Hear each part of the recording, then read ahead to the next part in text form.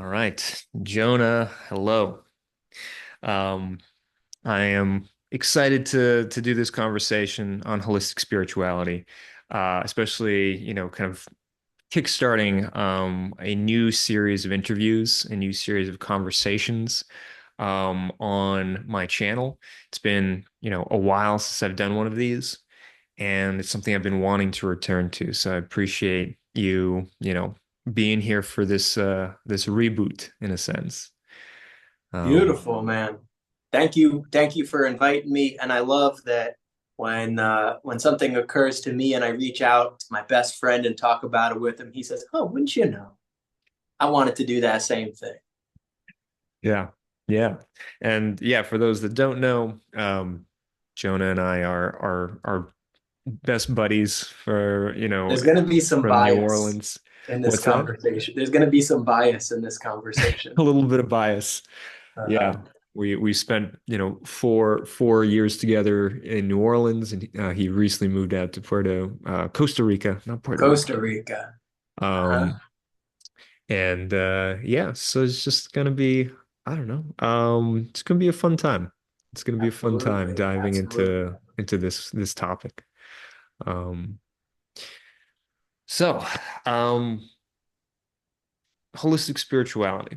I know that this is something that you've been exploring and deepening in your practice, and this is how you're working with people, and the kind of groups that you're gathering around this Right. idea.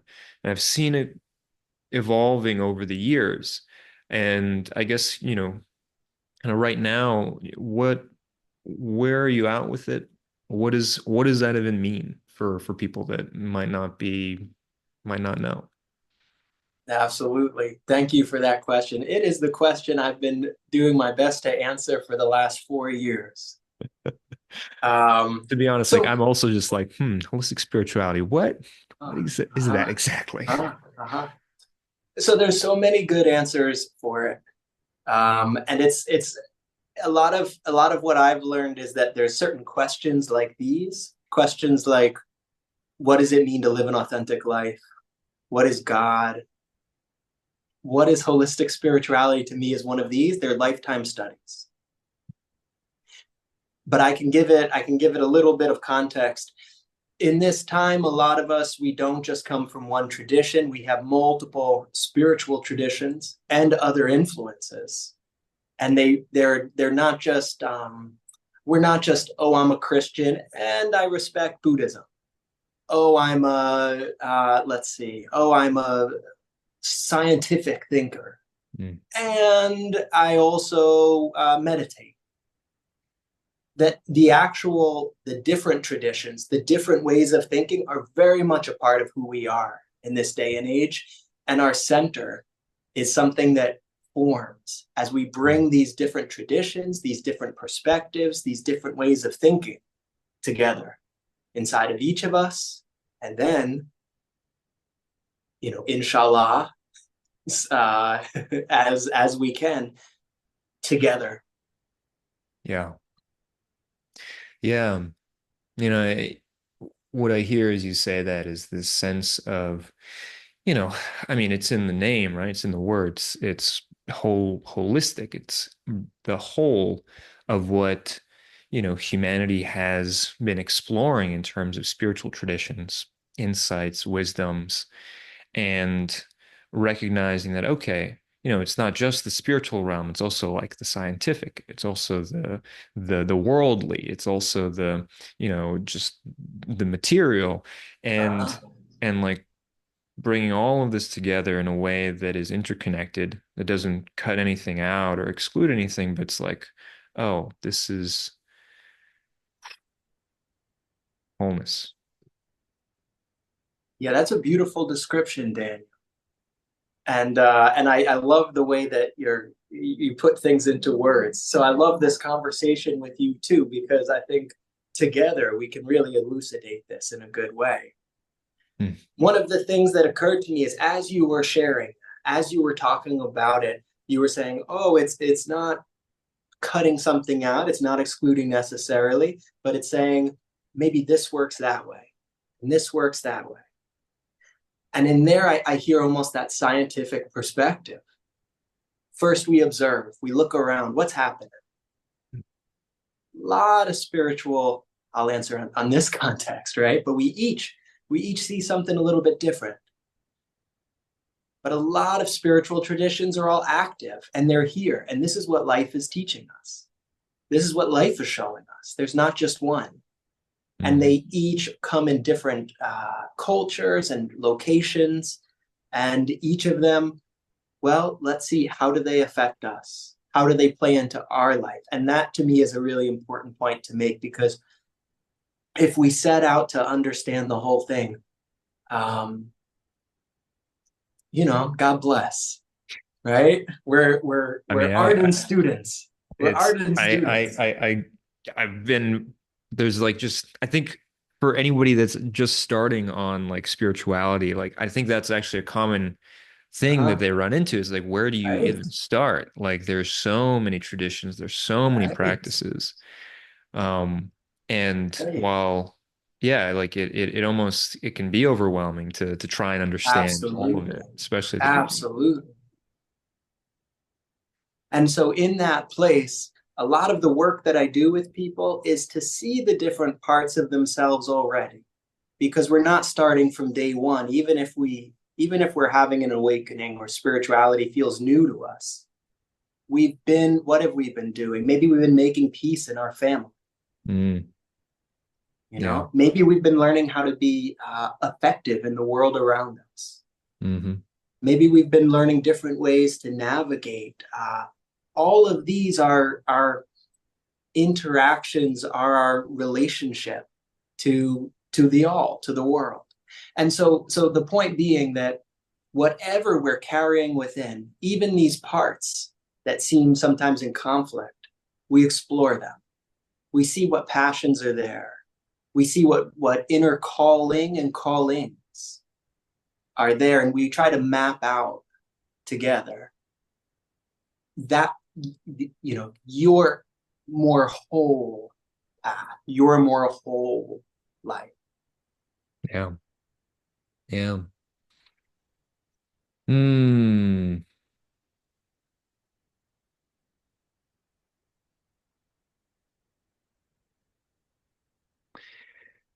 Yeah, something that I keep coming back to is like, the very idea of what healing is, you know, I keep coming back to this sense of healing is to bring together and mend the broken parts. Beautiful. And, you know, this is something that I see on an individual level inside of an individual person, the parts of us that are fighting against one another, one criticizing, one saying, one crying, another, all of these different dynamics between individuals, between groups of people, between ideas and ideologies and spiritualities and, whatever it might be. And, what I hear in this holism is it's healing. It's healing. That's what it is. Yeah, absolutely. I would say there's definitely an element of the different parts of who we are coming together, right? And that's so healing. And then healing takes so many different forms. So one of this is as the different cultures come together Hmm. and we have these different ideas, that this can be a pathway for peace, Yeah. because it's not so much that we understand where everything fits, but it's a perspective that sees itself as part of a larger coming together in exploration. Like in this conversation, you and I creating more than what each of us bring separately. Yeah. Yeah. And I think that we've talked about this before, but it's like I think at this point in, human history, like we have this global, globalism, this global interaction between different cultures and that transportation and technology has made possible so that, we can no longer ignore the fact that, okay, we have all of these different names for the divine. We have all of these different cultures. And that's working over there in a particular way. This is working over here in a particular way.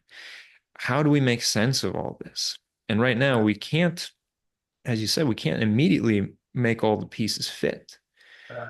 But what I hear there is like the importance of trusting, having faith that there is a deeper and a wider intelligence at work, among and between us, that is making the necessary moves to bring this into a greater cohesive whole. Very much so. Very much so. That reminds me of a quote from Thich Nhat Hanh. And he said, the next Buddha Mm, is not going to be a person, it's going to be the Sangha. It's going to be the group, the circle. mm, And so just with that sort of perspective that we are a part of something coming together. We are a part of a circle. We are a part of a wider understanding. Like we're like a neuron in a greater consciousness. It creates an opportunity. We become ready to join into circles of greater understanding. mm. Yeah. Mm.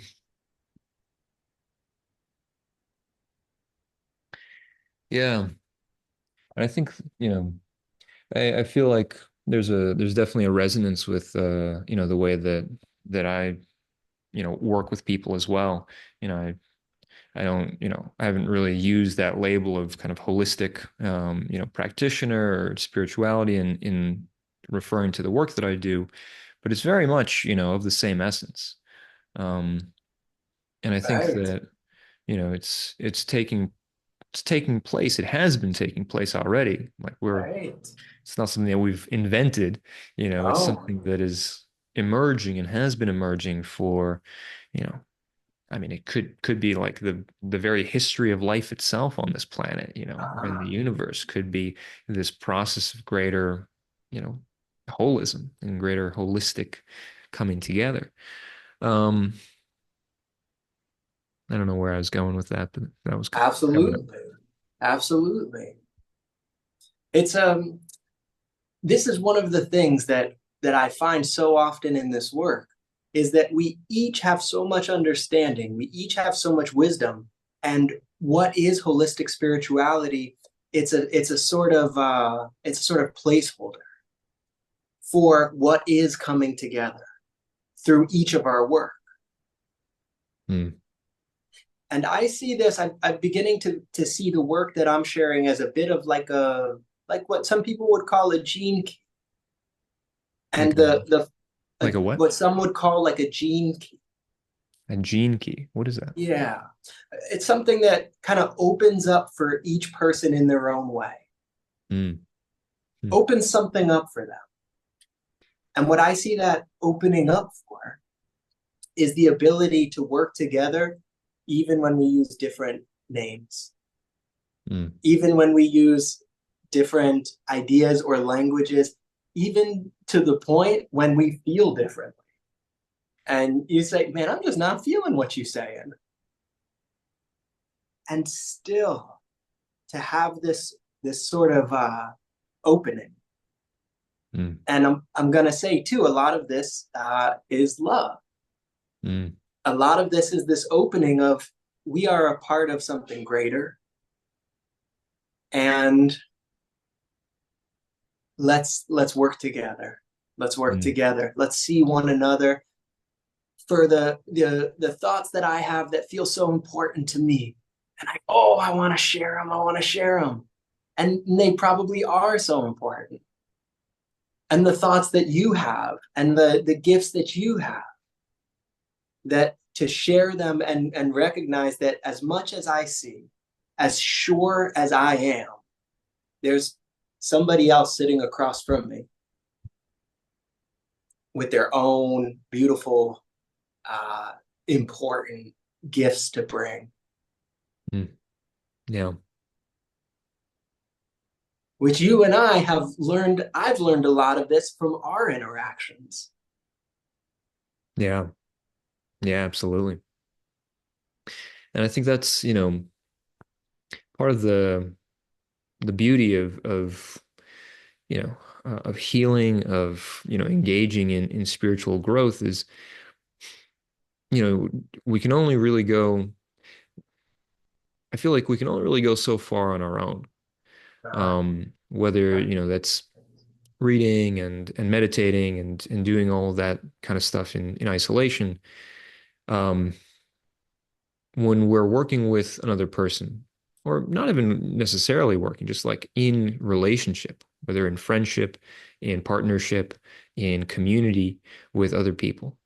Um, that's where, that's where in a sense the rubber meets the road, where Uh-huh. suddenly like, all those like beautiful, ideas that Uh-huh. you had of acceptance and love and all that, okay, well, does it Uh-huh. stand up in real Uh-huh. relationship?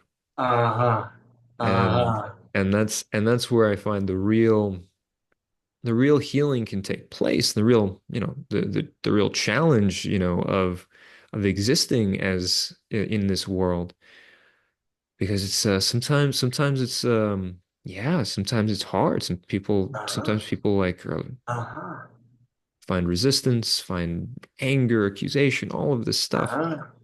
Can we Right. still find the whole Right. and see the whole amidst all of Uh-huh. that? Uh-huh.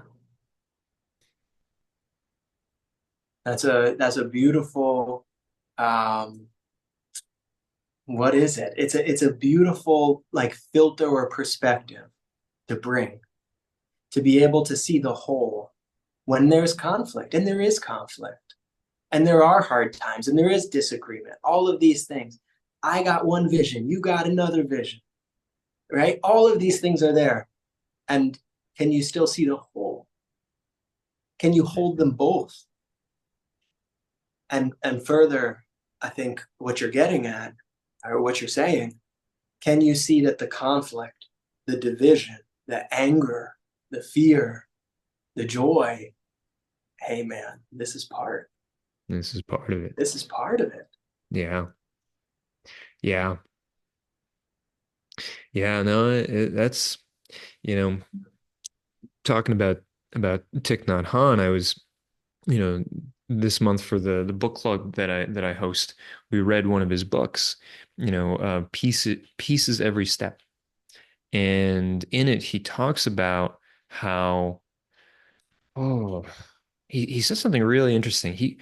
I didn't know this, but he was exiled from Vietnam for the majority of his life, um, and he was exiled from, at the time of the Vietnam War by both sides of the conflict, Uh-huh. because he Uh-huh. was he was calling for love and peace and Uh-huh. reconciliation, which Uh-huh. is which is wild, which is Uh-huh. wild. Uh-huh. But at the same time, it was just kind of like it's like, oh yes, of course.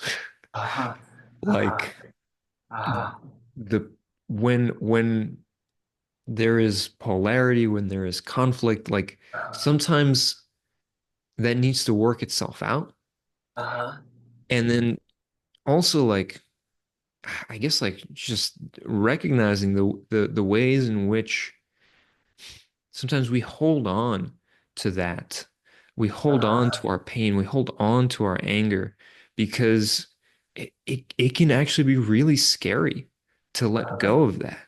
Really Uh-huh. scary to feel love or Uh-huh. wholeness and connection. Uh-huh. Uh-huh. And I think that, people, I think, may oftentimes wonder like, why do we keep on doing this if this is Uh-huh. hurting us so? Right. But at the Right. same time, it's like, oh, you know what? There's something that makes sense.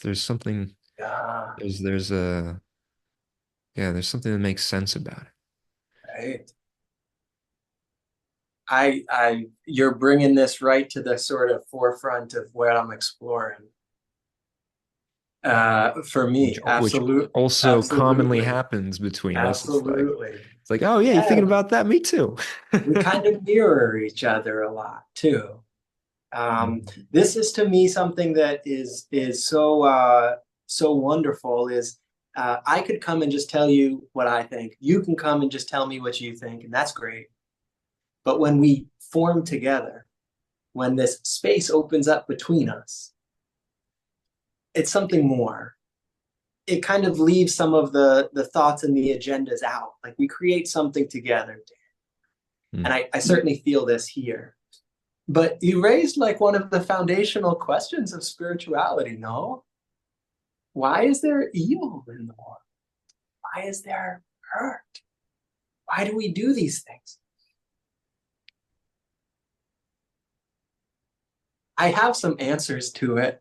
It might be helpful. I'll share it at the risk of answering a question that shouldn't be, right? Give it a go. There's no harm in trying. Yeah. So so when I look around at the people around me, and I look at somebody who's angry or upset, there's always a reason. And destruction, attacking, has certainly been one of the ways of change of life. Hmm.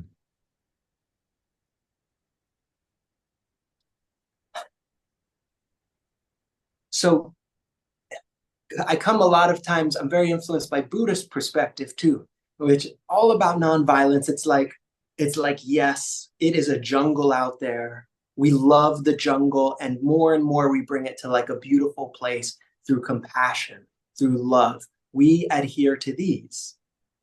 We are committed. We make vows. I will, the Buddha says, hatred will never be healed through hatred, but by love alone is healed. And I feel like that's like an amen. Come on, man. Yes.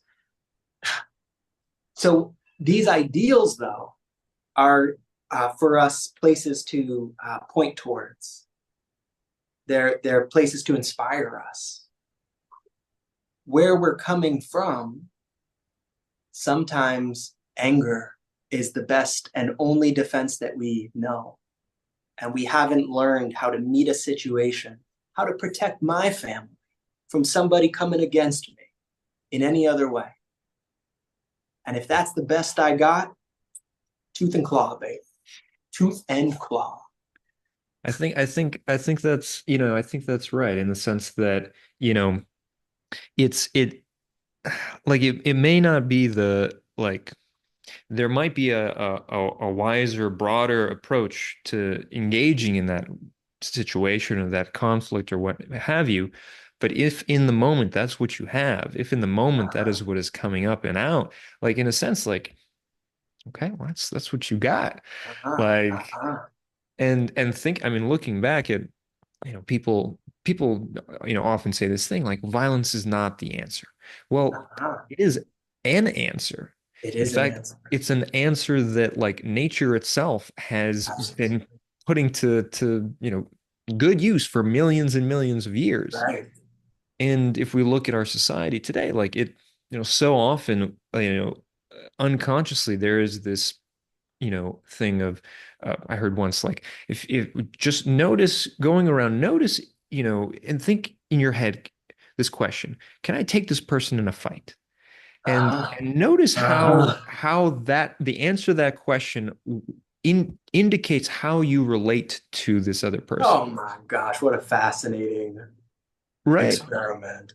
And it's the point there is not to be like, okay, we have to be able to take anyone in a fight or like anything like that, but just to highlight the ways in which this dynamic of physical engagement and force and violence really is like, we are human animal beings, and this is an answer that has existed and arisen, to navigate, existence. Now, it's not the only answer, and in some cases it is the few cases it is the best answer. But there is also like this greater, we're talking about holism, is like, okay, an ecosystem, right? You know, the kind of synthesis, the kind of coming and going of nutrients. And amidst all that, there is death. And amidst all that, there is predation and parasitism and all of this, and yet it creates a single whole. So it's, it's beautiful and strange to just see it. Uh, absolutely. I want to give that a couple seconds.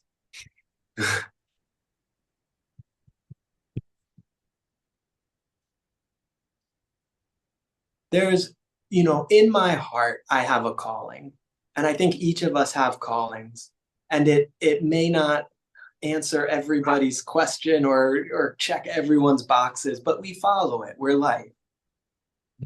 Um, just like animals do what they do, right? A snake's going to do what it does. Deer, we're all different. Yeah. In my calling, I feel that desire, yeah, for what people call God Mm. or what people call the good, and don't want killing in it. I don't. I don't want violence. I don't want aggression. To me, this is something beautiful that people certainly carry.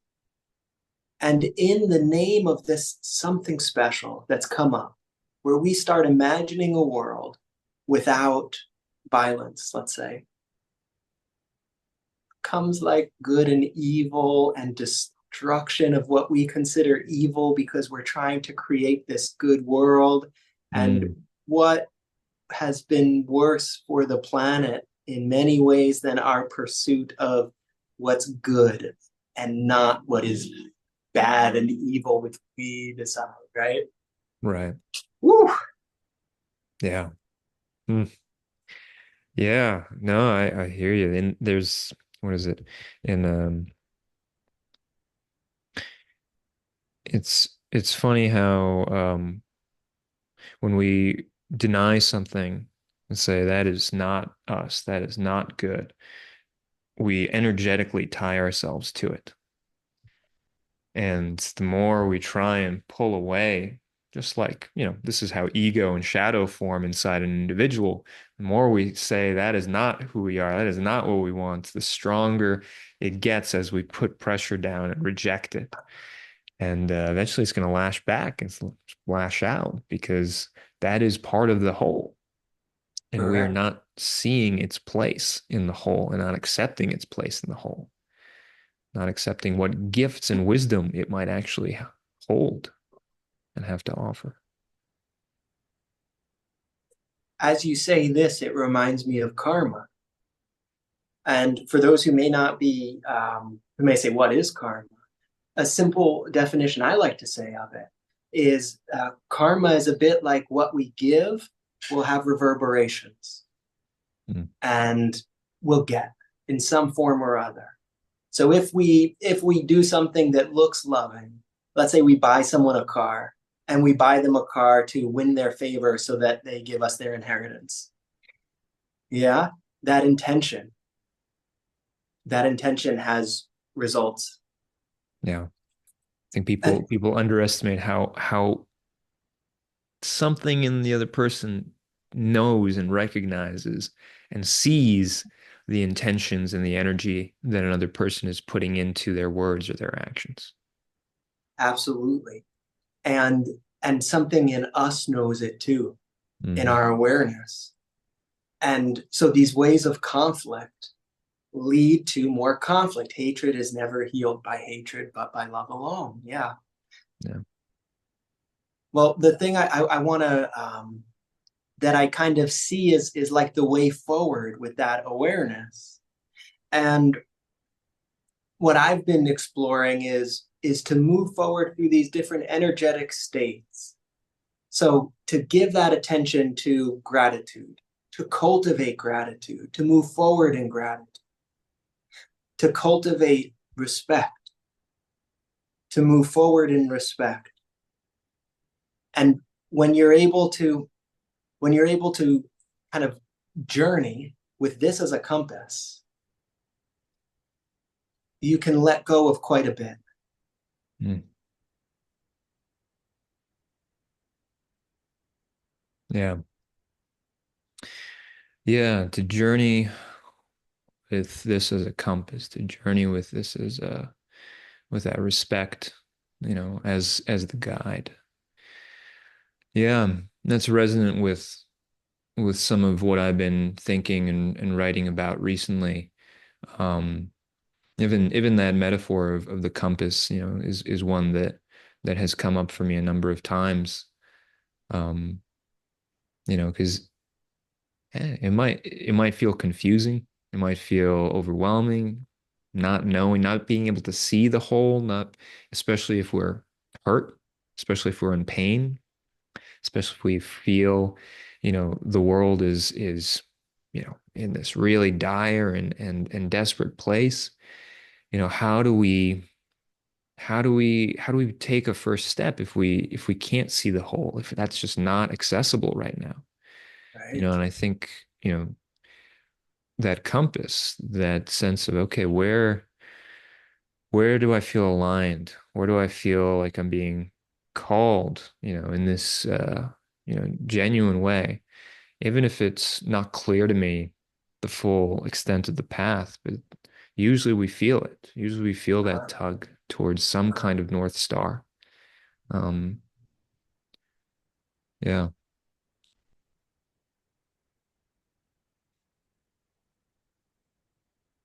I once asked a question in a circle that we did, and I said, "How do you make wise decisions?"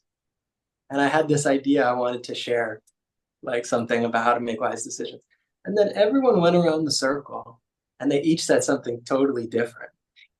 Do you remember when I asked that question? Yeah, vaguely. I think I might Yeah. remember the answer that I gave, but yeah. Uh-huh. Uh-huh. Yeah. Uh-huh. And just to give an example, somebody said something like, "Well, I'll try it a little bit." Mm,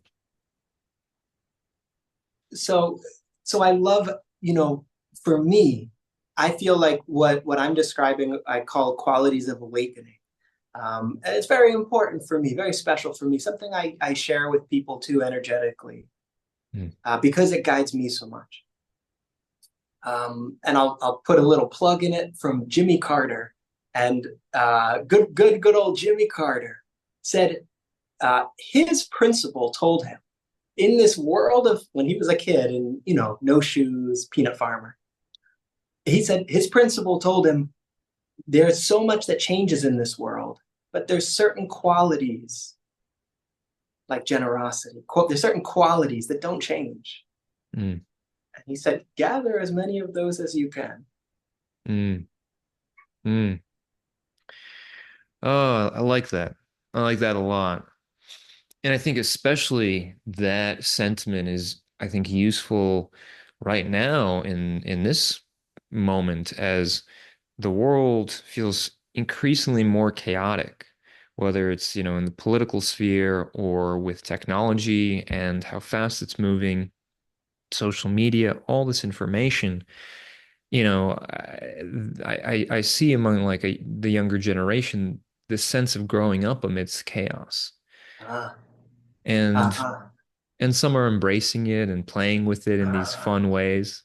Um, but I uh, really resonate also, if that becomes too overwhelming, if the chaos is not feeding you, uh, um, I think, yeah, finding those things that don't really change, those lasting qualities, generosity, love, compassion, forgiveness, um, self-worth, um, authenticity. authenticity, yeah, honesty.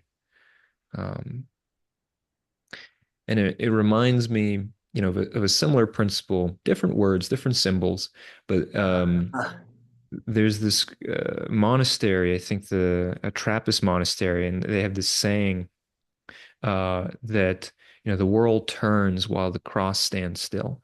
uh-huh, uh-huh, uh-huh, And I think it's getting to a similar kind of notion of there's some things, that are close to the heart, that are close to spirit, what some people call spirit, that provide that stillness, that right. don't move with the trends or the changing of the times.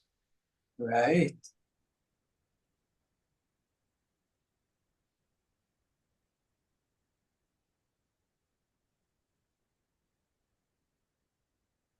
I feel like we're experiencing a little moment of that right now as an opening comes.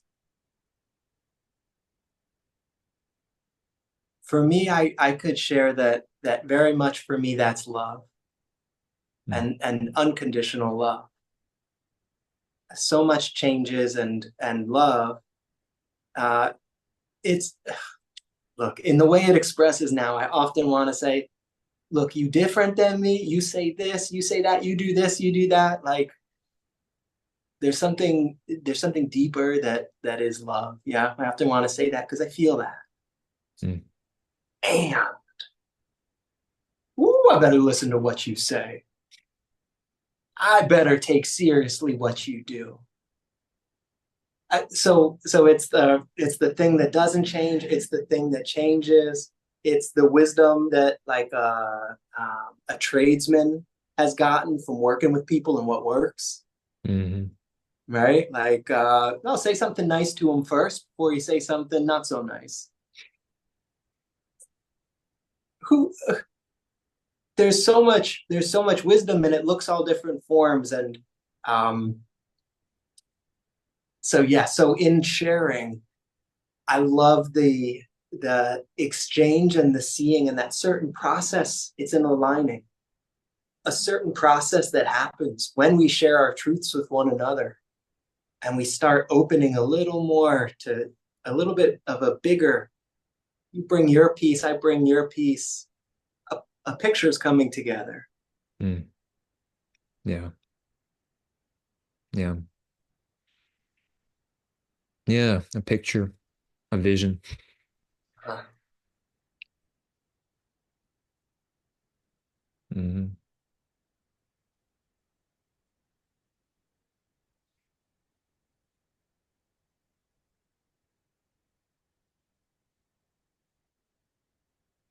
well, this might be a good time to share a vision. It Yeah. might not. It might be a time when a vision could have just come to you. So not sure, but I'm gonna go ahead and share a vision if Go it's for okay. Um, so we often think of the natural world as everything that's not people and is anything that people didn't create, especially. If we created it, it's not part of the natural world. it. Hmm. I don't hold that view. To me, electricity is energy. It's like the sun. And where does life come from? Where does light come from? So to me, energy, the rocks, the minerals, I don't understand them. I'm not going to be able to tell you how. But the things that we create are as part of the natural world as the sun, as we are, as rocks, minerals, whatever else is going into it, Hmm. chemicals, compounds. It's all, look, we're not introducing anything that's not from this world, right? Like, We um, emerged from this world, and what emerges from right, us is an extension of right. it. And so that distinction for me doesn't hold so much. It's a useful distinction. It's a useful distinction, but in a larger vision, what role are we playing here on this greater earth? Mm. And I think, I mean, you were something that this is reminding me of, and something I think maybe you're referring to is this question of, okay, well, the technology or the artificial intelligence that is emerging from, our tools and our ingenuity, you know, in a sense, that is very much a part of nature in this Right, in this way. right. And the question is, no, there was in one of the community circles that I run just last week, somebody was saying, their AI will, in a sense, will probably recognize the interconnectivity and interdependence of all things much faster than human beings ever did. Uh, And oh, what a wonderful thought. Yeah. So it's it's in that sense, yeah. Hmm. There's some peace there. There's a sense of okay, here's a here's another member of the family. Uh, uh, Here's another member of the family, and it's a member that is like our child. We're Hmm. giving birth to it, creation, and so we bear a lot of responsibility. Yeah, it's like, oh, I'm afraid of what my child will do to me. There's a little bit the fear about AI, Hmm. and so it's important to raise them right, or to use a different type of language. If we study the earth and we study life, and we see all the different diversity and all the different lessons that life has to teach us, uh, we have a better chance of creating and bringing into this world a sort of other consciousness that is infused, connected, harmonious, Hmm. and this vision really that I'm speaking to, an evolution of the consciousness of the earth. Yeah. Yeah. Yeah. An evolution of the consciousness of the earth. Yeah. I remember I'd heard that notion several times, but I think it was on a phone call that we had a few years ago where it really started to click for me. Um, the sense of, oh, there is a larger consciousness that is emerging, in the world. And, again, I think this is, it has been accelerated by the interconnectivity of information and communication that's happened over these past 100, 200 years, where it was happening at a much slower, pace, happening the whole time, but just the sense of, okay, we are becoming aware of ourselves as a collective, Right. as the planet itself, emerging with its own kind of consciousness, just like as you said, neurons together individually, create a higher form of intelligence. There's a similar process that seems to be happening, you know, flowers kind of blooming, Uh-huh. all over the place and waking up into this larger kind of awareness. Beautiful. This reminds me of a Nietzsche quote, which I'll sort of share, but also alter a little bit. Uh, Nietzsche talks about how God is dead, and I just want to take some of the drama out of that, and say more like the good is dead, right? This is Mr. Beyond Good and Evil. He says the good is dead, like the idea there's one thing that's right, one way Mm. that's right. So the good is dead. Uh, we've killed it. It's so hard to take the drama out of Nietzsche. Okay, okay. The good is gone. Okay, we don't have we no. I don't think there's anyone that's doing the Book of Mormon thing of saying, oh, actually the Muslims were right. The rest of you all go to hell. Like I don't think anyone thinks there's one of us that's right anymore. Not in this conversation anyway. But he continues, and he says, "What games must we create? What creators must we become to step into now this new role of humanity?" Mm. Yeah. For me, as we're becoming conscious of ourselves, we're bringing this dream, this idea of the good, of the of a better world, a unified world, right? Because it's God. It's not just there's good things, there's bad things. It's there's a unification Mm. of that dream that's done so much damage. Yeah, because we are stepping into a role where it's important that we are stepping into a role of creators on this earth in a new type of way, where we are helping to create the future consciousness of earth. And so it's important that we have direction. but it's also important that we understand how life works and all the wisdom of billions of years. Okay, we can't understand it all, but that we keep learning and we keep listening to our mother, like our physical mother and Mm. and mother and Mother Earth and each other and the animals and the plants and the different wisdom traditions and the different people that live a good life that we want to see carried forward into the future of all stripes and all kinds, um, and unify in that kind of way. Yeah. Yeah. Yeah. I think there's uh a friend of mine, likes to say that, the full part of the full quote of that book, Beyond Good and Evil, is that he says anything done out of love is done beyond good and evil. Uh-huh. And I think that's, you know, in terms of becoming creators, what You is the did it, compass? man. You did it. You took the drama out of Nietzsche. Woo! You found it. Wow.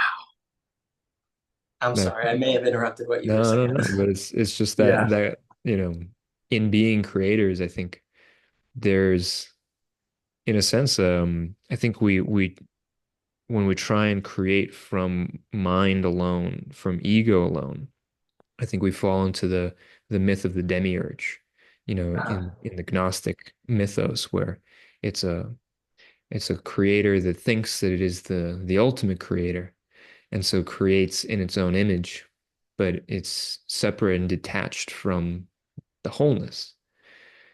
And I think for us to step into our roles as co-creators of reality in a really pure and healing way, I think recognizing that the creation comes through us and comes not from our minds, not from our ourselves, but it comes through us from the earth, from the heart. Um, yeah, it emerges. Sign me up. Sign me up. There's a quote I heard from a shamanic teacher, and she said, "I was ready, so the universe used me. Mm, So let's get ready. Sign me up." yeah, beautiful. I think this is a good place to wrap up for today. It's been a pleasure. Absolute pleasure. Uh, And yeah, no, I want to just give you a shout out in terms of anybody that wants to work with you. I know you do one-on-one work and then bring together circles of people as well. Um, and your first session is free with you, right? So anybody that wants to Absolutely. try, that's always on offer. And Absolutely. yeah, Thank you for sharing that. It's an invitation for those who also feel called to do this type of work that I welcome you to. Let's do this together. yeah, yeah. So find the link in the description if you're interested in contacting Jonah. And yeah, beautiful brother. I love these conversations. Always a pleasure. Same. Love you, Daniel. Thank you for the opportunity to come on your channel and share in this kind of way.